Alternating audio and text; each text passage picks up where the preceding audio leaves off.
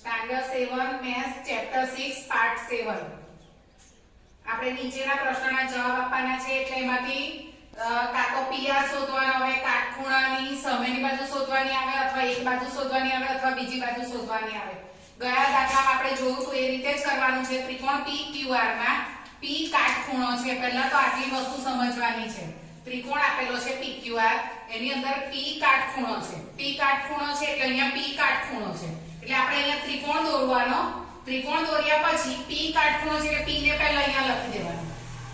બરાબર છે. જો PQ બરાબર 8 એટલે એક બતાવી દેવાનું PQ બરાબર 8 અને કીધું છે QR બરાબર 17 એટલે Q મળી ગયો એટલે Q થી R એટલે 17. તો અહીંયા શું શોધવાનું છે? PR આપણે શોધવાનો છે. એટલે તમે અહીંયા જુઓ કે કર્ણની એટલે કાટખૂણાની સામેની બાજુ નથી શોધવાની એટલે એ કર્ણ હોય, પણ આપણી પાસે તો કર્ણનું સૂત્ર છે, પણ આપણે શોધવાની છે એક બાજુ.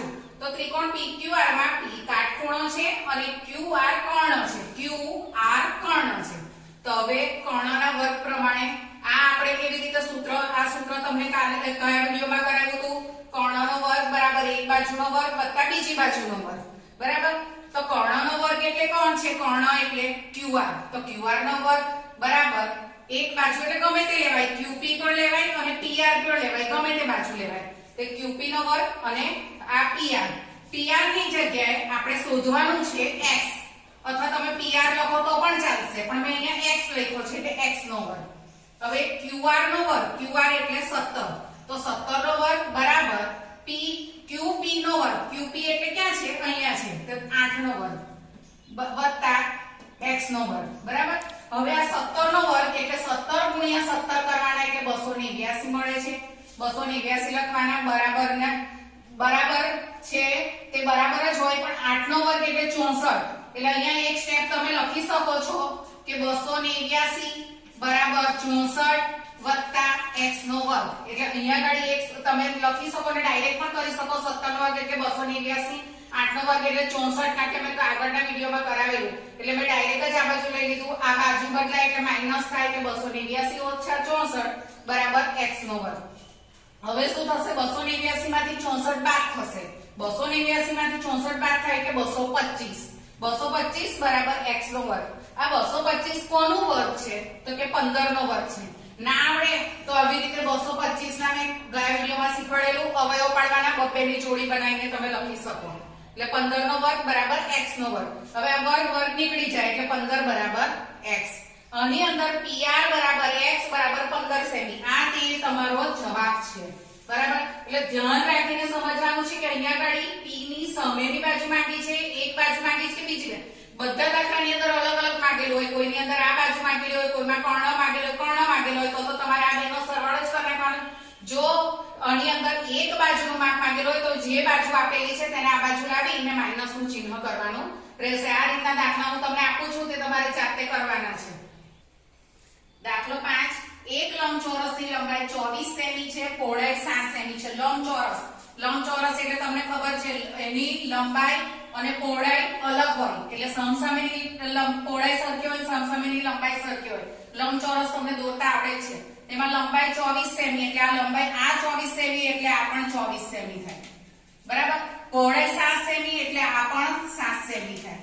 હવે એવું કીધું છે કે તો તેના વિકર્ણ એટલે આ વચ્ચે વિકર્ણનું માપ શોધવાનું છે. હવે મેં અહીંયા લંબચોરસનું નામ આપી દીધું છે A B C અને D. બરાબર. હવે આની અંદર તમે જુઓ અહીંયા પણ આ લંબચોરસ ત્રિકોણ છે, એટલે ત્રિકોણની અંદર આ કાટખૂણો જ છે. કાટખૂણો હોય એટલે હવે તમને ખબર પડી ગઈ કે આ એક બાજુ આપેલી, બીજી બાજુને આ AC નું માપ શોધવાનું છે. વિકર્ણ એટલે AC નું માપ શોધવાનું. તો તેની અંદર શું કરવાનું? તો કે લંબચોરસ ABCD એ કાટકોણ ત્રિકોણ થી બને છે. સોરી, લંબચોરસમાં ABC એ કાટકોણ ત્રિકોણ થી બને છે, માટે AC એ કર્ણ છે. મેં લખેલું બરાબર જ હતું, AC એ કર્ણ છે.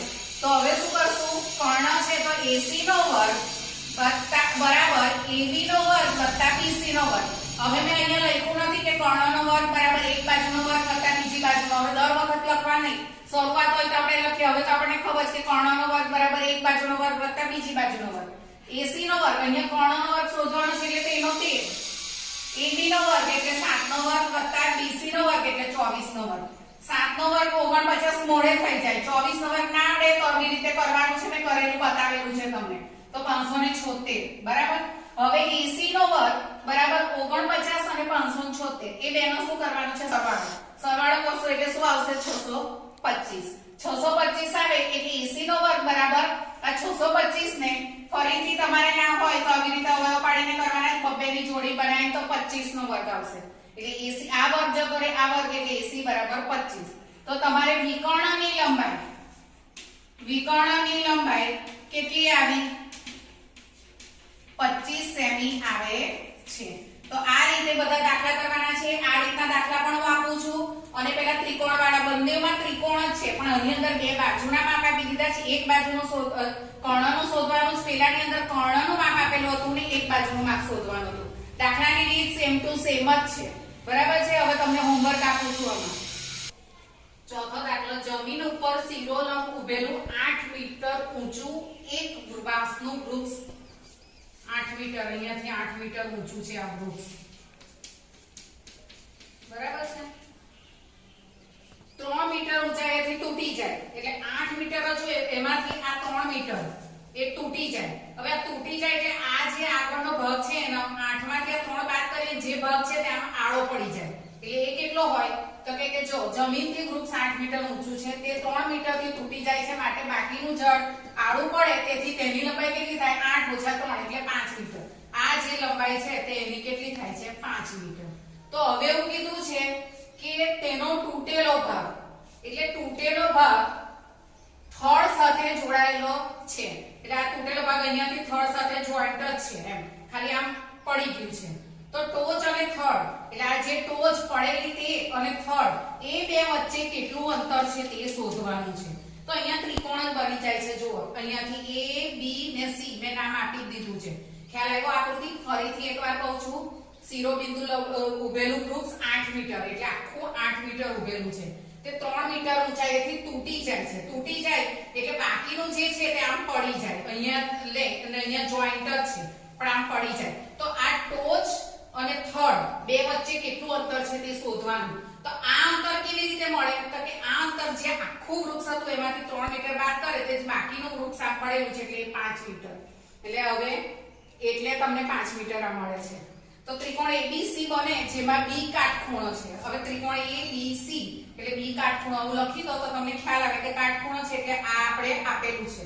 તો AC નો વર્ગ બરાબર AB નો વર્ગ વત્તા BC નો વર્ગ. તો AC નો વર્ગ કેટલો છે? 5 મીટર જે આડું પડેલું તે. અને AB નો વર્ગ કેટલો કે જેટલું વૃક્ષ બાકી ઉભેલું છે તે. તો 3 મીટર અને BC નો વર્ગ એટલે કે જે થડ અને ટોચ વચ્ચે કેટલું અંતર છે તે શોધવા માટેનું છે. તો 5 નો વર્ગ બરાબર 3 નો વર્ગ વત્તા BC નો વર્ગ. 5 નો વર્ગ એટલે 25, 3 નો વર્ગ એટલે 9, BC નો વર્ગ તેનો તે. 25 માંથી 9 જાય કારણ કે આ બાજુ છે ને આ બાજુ છે બરાબરનું ચિહ્ન એટલે આ બાજુ આવે એટલે ઓછા થાય. એટલે 25 માંથી 9 જાય 16 બરાબર BC. 16 એટલે 4 નો વર્ગ બરાબર BC નો વર્ગ. એટલે 16 4 નો વર્ગ એટલે વર્ગ જાય એટલે 4 બરાબર BC. તો શું આવશે? તો ટોચ અને થડ થી કેટલું દૂર હશે? તો ટોચ અને થડ થી 4 મીટર દૂર હશે. બધું મીટરમાં છે એટલે મીટર દૂર હશે. આ ધ્યાન રાખીને દાખલો કરજો. સમજશો તો તમને બરાબર ખબર પડશે કે ટોચ હતી ત્યાંથી પડી ગયું ને ટોચ અને થડ એટલે જે અત્યારે પોઝિશન છે તે પ્રમાણે આકૃતિ દોરો તો જ આ દાખલો આવડશે. બાકી આ દાખલા આવડે નહીં. અત્યારે જે મેં 3 દાખલા કરાવ્યા તમને અલગ અલગ એ રીતના દાખલા હોમવર્કમાં આપું છું તે કરવાના રહેશે. આ પાન નંબર 80 પ્રેક્ટિસ વર્ગનો દાખલો બીજો, ત્રીજો અને 8મો છે તે દાખલા એક જેવો જે મેં કરાવેલો તે પ્રમાણે છે. કર્ણ શોધવાનું હશે અથવા એક બાજુ બીજી બાજુ. આ વિકર્ણ પ્રમાણેનો દાખલો છે. 6ઠ્ઠો 9મો 10મો 13મો તે તમારે વિકર્ણ શોધવાનો એટલે લંબચોરસ વાળો કરવાનો છે તે. અને 7મો અને 14મો હમણાં વૃક્ષ વાળો કે જે આમ ઉપરની સપાટીથી તૂટી જાય અને કેવી રીતે થાય તે 7મો 14મો એ રીતનો છે. તો આ તમારે હોમવર્કમાં આટલા દાખલા કરવાના રહેશે. ધ્યાન રાખીને કરજો. કશું જ છે નહીં, બધામાં ત્રિકોણ જ છે અને કર્ણ છે અને એક બાજુ ને બીજી બાજુ છે. તમને સમજાવવા માટે અલગ અલગ કરેલું છે.